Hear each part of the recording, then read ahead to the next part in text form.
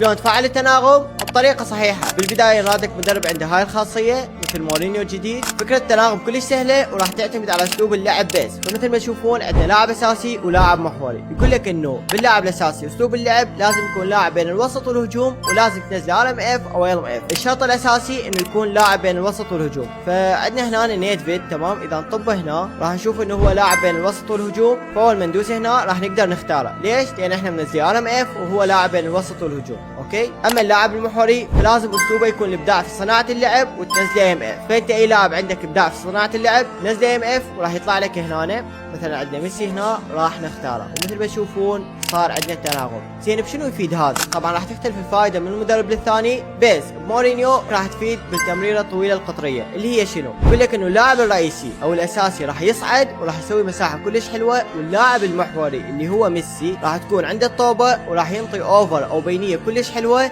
للاعب الاساسي. وكاتب لك بالاضافه للاستلام سيكون اداء، يعني تسكين الطوبه راح يكون كلش سهل بين ذول اللاعبين. فبصراحه اضافه كلش حلوه وراح تفيد هوايه ناس. لا تنسون تشيرون الفيديو لجماعتكم وبس.